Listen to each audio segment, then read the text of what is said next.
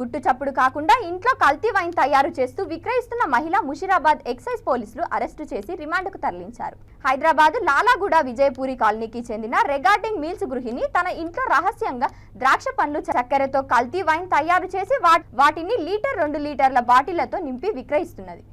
కొంతమంది ఆర్డర్ ఇచ్చి కొనుగోలు చేస్తున్నట్టు తెలుసుకున్న ఎక్సైజ్ అధికారులు ఇంటిపై దాడి చేసి 112 బాటిళ్లలో నింపిన 9 లీటర్ల కల్తీ ద్రాక్ష వైన్స్ ను పట్టుకున్నారు. వైన్ ను నింపడానికి సిద్ధంగా ఉన్న ఖాళీ బాటిళ్లను సీజ్ చేశారు. గతంలో కూడా ఈమె కల్తీ వైన్స్ తయారు చేసి అరెస్ట్ అయిందని వారు తెలిపారు.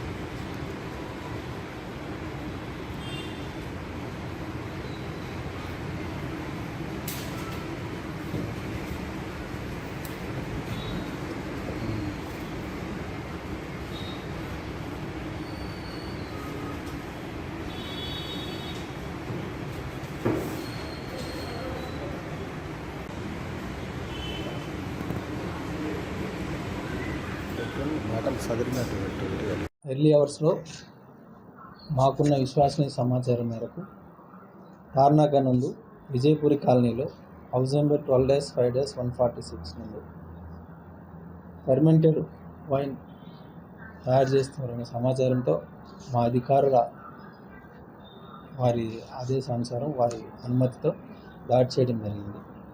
ఆ ఇంటి నందు ఫెర్మెంటెడ్ వైన్ అనేది ఇంట్లో తయారు చేస్తున్నారు అనే సమాచారంతో దాడి చేస్తే అందులో 112 బాటిళ్ళు ఫెర్మెంటెడ్ వైన్ అనేది దొరికింది. ఒక్కొక్క బాటిల్ కూడా 750 ml ఉంది.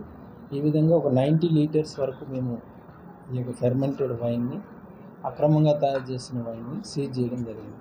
దీనిని గెరాల్డిన్ అనే ఒక మహిళ తన ఇంట్లో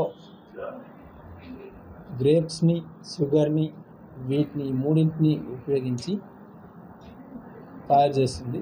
ఈ తయారు చేసే విధానం కూడా ఆమె తెలియజేసింది మాకు. తయారు చేసి వీటిని బాటిలింగ్ చేసినాక ఒక్కొక్క బాటిల్ని 350 రూపాయల చొప్పున ఆమెకు తెలిసినటువంటి వ్యక్తులకు, లేకుంటే పార్టీస్కి, మ్యారేజెస్ ఫంక్షన్స్కి, బర్త్డేస్ ఫంక్షన్స్కి, ఆ కమ్యూనిటీకి సంబంధించిన కొన్ని ఫంక్షన్స్లో ఈమె ఆర్డర్ చేస్తే తయారు చేసి ఇస్తుంది.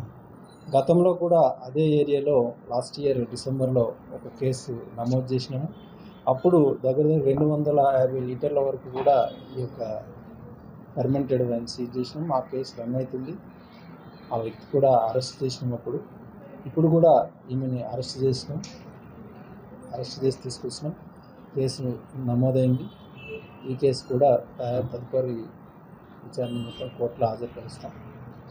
ఇట్లా అక్రమంగా తయారు చేయటం అనేది చాలా మంచి పద్ధతి కాదు. ఎందుకంటే ప్రొసీజరల్ లేకుండా తయారు చేస్తే ఏమైనా